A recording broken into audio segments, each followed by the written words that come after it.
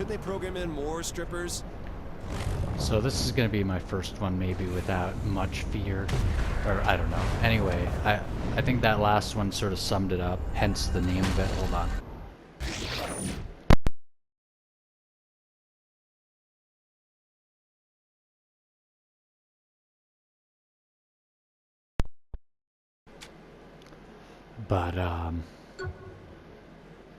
But no, this one, basically I'd like to just, basically it's like, it feels like the pressure might be off now. Boy, I hope so. And so really, it's funny too, because like, now I have said this before, maybe this is the time. I could edit it and it'll be fine. Now I still may not edit it. I don't know how much editing, for example, a DVDR does or whatever. He or other people who talk like that, I think they might be on a similar wavelength where it's like, no, they make it good the first time, they do the talk and that's it. Then you got Synthetic Man, and Synthetic Man gets off some good stuff, but perhaps he talks about editing. He's like, take that shit out. Now he's more of a, for all of his chuddiness, he is more of a formal kind of regular YouTube person in terms of like the appeal. So yeah, he does have a bunch of editing, right? Now my editing, and perhaps I'll start editing with this. Yeah, look at that. All right.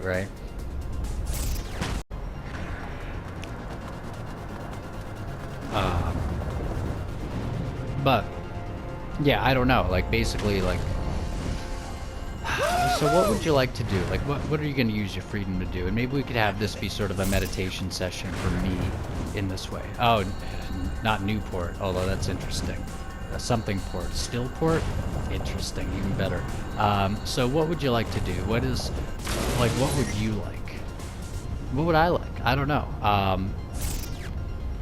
We can ask ourselves these questions, and this could be sort of a fun thing. Now, first of all, let's get going on a mission. It is fun to run around like this, but I'm not quite sure that this is going to be the best thing to do. So what would we like? Well, let's start it literally right now. Yeah, we'll use the face button, whatever. Map.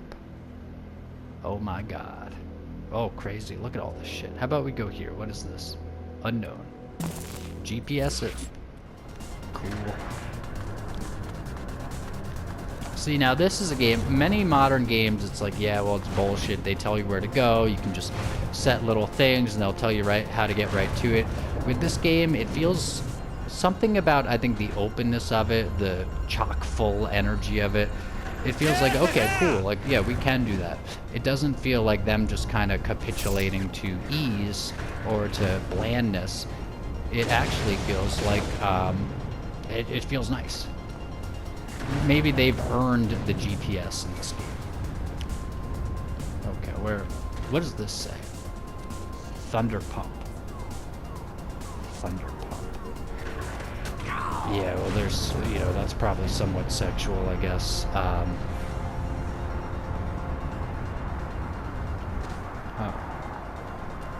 Oh, okay.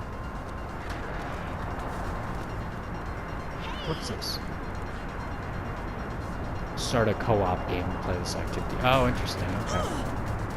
We still have the GPS? No, because we touched it. Good. Now, what's over here? Yeah, they got the hexagons. Not the octagons. Octagons. Wait, are these hexagons or octagons? Apparently, octagons, like a stop sign. Those represent the hypercube, and those. According to Mark Passio, etc., and those represent, like, basically total domination. Like, you are totally dominated with the octagon. They say, get into the octagon, blah, blah, blah, Napoleon Dynamite, etc. But you, and then also, Chris Rock, for example, is that one of them octagons? Where'd you learn octagon? It's like, I think that might be a huge truth drop, where maybe something about it is indeed that way. And so, of course, it's the big red stop sign. It tells you to stop. Octagon.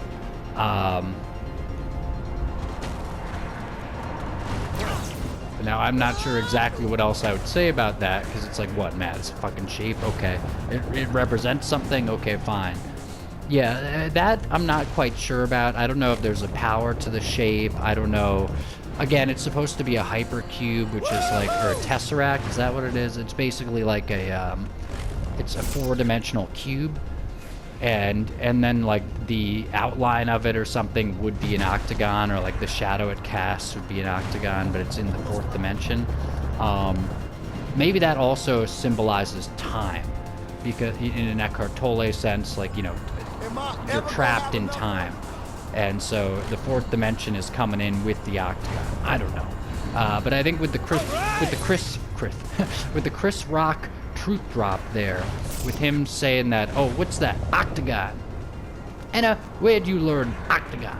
It's like, I think that's probably more than just a funny little thing where he uses a word that, you know, somebody who was like who's a slave back in the day probably wouldn't have known.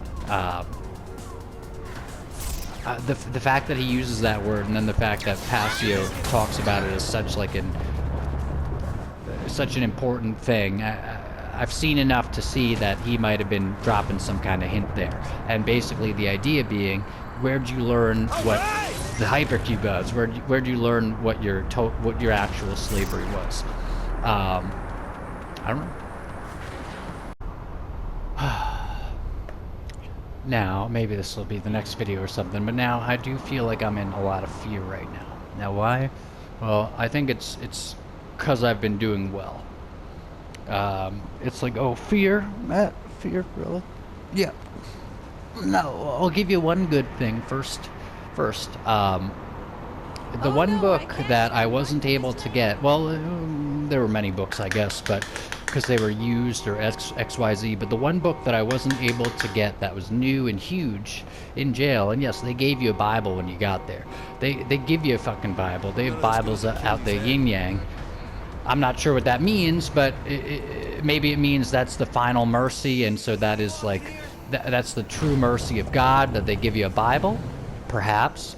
Or maybe it means that these people are monsters, and the book that they're giving you is a Bible. But the one book that I wasn't able to get, and I was able to get Unlimited Power by Tony Robbins in jail. That was an interesting one. I still have that copy with my initials on the sides. You don't do that because you have to. You do that because if you don't, then somebody might take it, and it's like, did you have your initials on it, etc.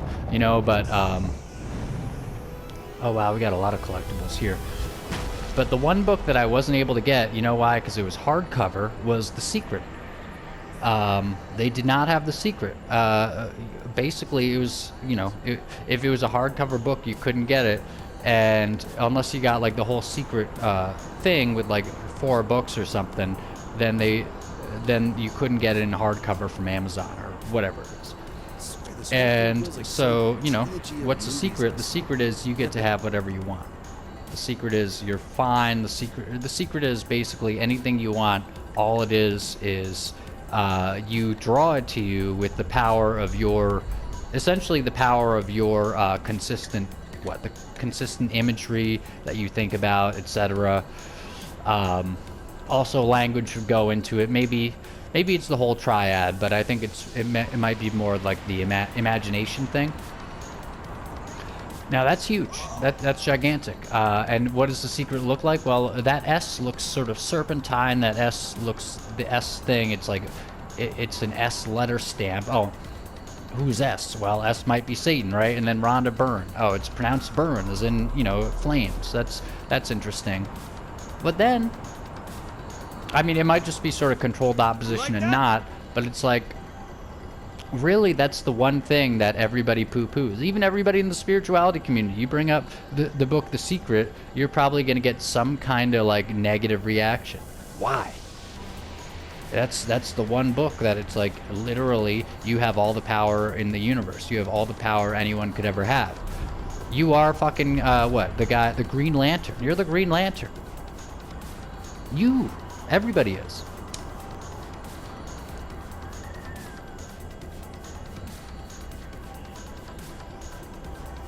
What I wouldn't give for an old steel.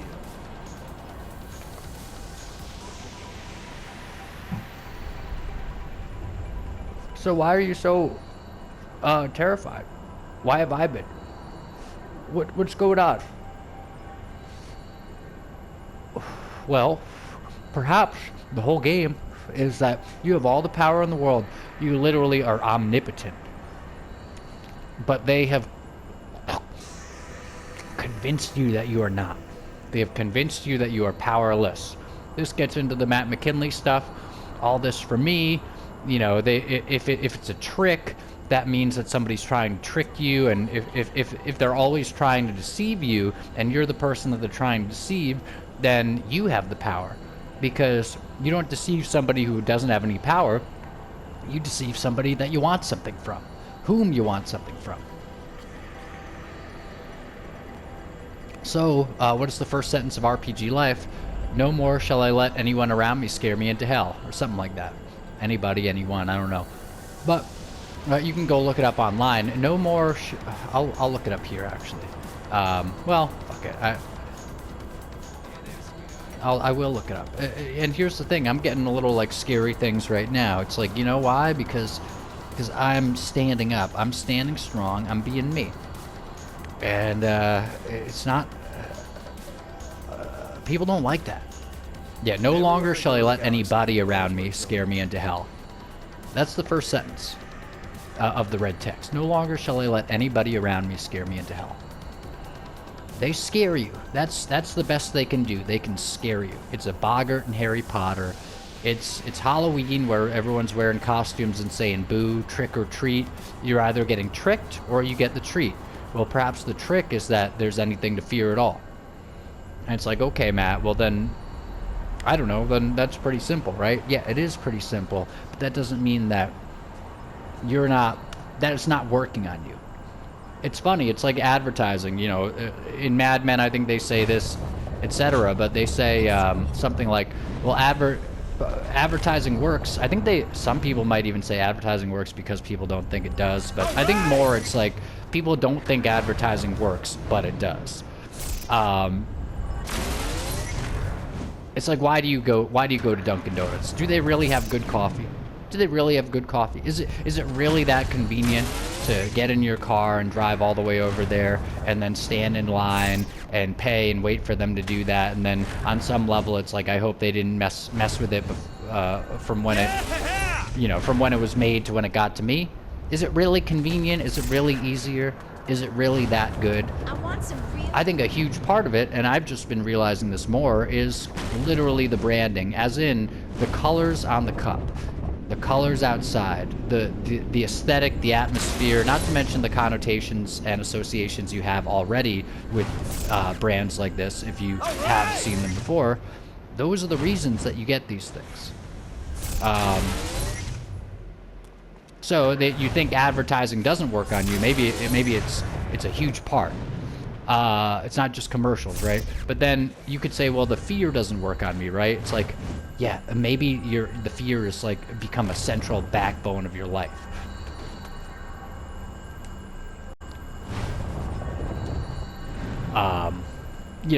Seriously.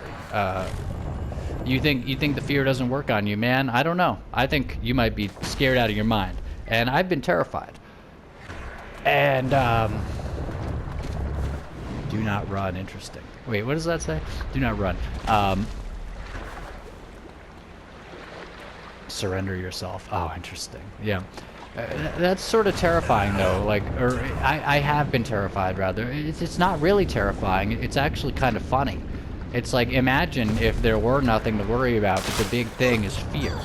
Like, even in situations that I've been in where it's like, well, Matt, would you want to go back to that? It's like, no, of course not. But what was the worst part about being in jail? Well, the Dementors. That's what Michael Scott said. That's what I say. It was the Dementors. And those were the people all around you whom you could feel sucking your soul out just for being around them. Like, you want bad vibes?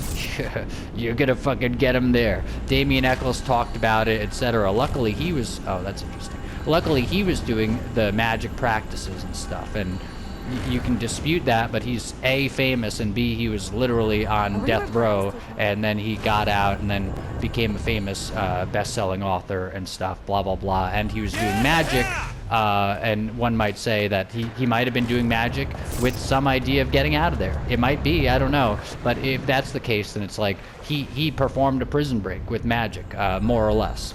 Like, had he not done that, who knows? But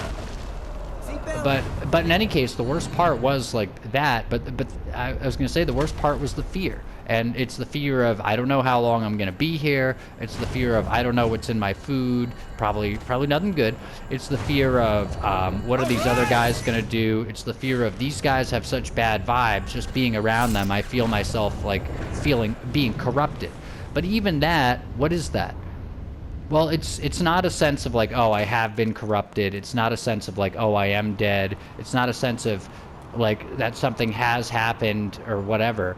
Oh my God, this is insane. Are you fucking kidding me? It's not a sense of all that. It's a sense of fear of something going to happen. Now, here's the thing. I may be speaking a little too far here because perhaps those fears are signals that yes, indeed, you are in danger and it could get worse. That's possible. But I don't know what, because again, the real pain point of anything, I think it's usually the fear. You could say maybe regret is a pain point. Okay, if regret is one, then you know, you have the reins on that. It's you regret having done something or not. If it wasn't you electing to do it, it wouldn't be regret. You could say like what, sadness, that might be it, or like I don't know, anger, whatever. I think most people have some enjoyment of anger, but no, I think the pain, like the actual like substance of most of the suffering in your life is fear. As they say in A Course in Miracles, it might not be true, I don't know, because L. Ron Hubbard says physical pain. I'm not saying fear isn't physical pain, by the way, but L. Ron Hubbard says physical pain. Eckhart Tolle, he says, I summarize, you know, at the beginning of The Power Now or near it, he's like, you know, he's talking about the dark force or whatever, and he's like the word I use for this is pain. Essentially, like, you know, whatever's wrong, it's not just, he's like, you could say it's fear, but he said it's like a mixture of fear, etc. Now, perhaps Eckhart Tolle has it there, and perhaps it is pain, and perhaps it's like Tony and Eckhart say, or Tony says, Bertrand Russell, whatever, pleasure and pain. But I think it's a lot about fear. In fact, maybe looking at the fear component of it is the more like good guy thing to do. Because, you know, if you look at just pleasure and pain, it's like, I don't know, you don't have to be a bad guy, but it seems like that's getting into territory of superficial. That's getting into territory of, you know, oh, as long as I'm having a good time, whatever. But if you're looking at fear, I don't know. I think fear gives you whatever. Iron Maiden, by the way, they said fear is the key in a song. They said fear is the key to what you want to be. You're surrounded by the bastards till the day you die. You know, but it's which is actually that's beautiful. He says, because it's like, well, how does that have to do with the first couple lines? Well, perhaps it's basically him saying, hey, look, till the day you die, you're going to be surrounded by the bastards. I'm here saying this ain't Iron Maiden's first album. I'm a rich, famous singer, beloved. And I'm saying, and probably at like just about the high point of my career in terms of like how much respect I'd get before I'd done too many albums that people didn't like. Yeah, people didn't really like Fear of the Dark and No Prayer for the Dying, maybe, but it's like Bruce is on the top at the top of the metal world, top of the whatever. Bruce is really up there, and he's saying you're surrounded by the bastards till the day you die. As in, he's saying I'm still surrounded by the bastards, and I will be forever. Now, I'm not saying Iron Maiden are good guys, but he says fear is the key, and so perhaps that message all fits together as in, don't, you know, why are you afraid of the bastards around you? They're gonna be around you until you're dead. They're just gonna be there. You're gonna be, not even they're gonna be around you, you're surrounded by them, which is a strong word. You can sort of glaze over it, but he's actually saying surrounded. That's the word he used. So, why are you afraid? Because they're gonna be there anyway.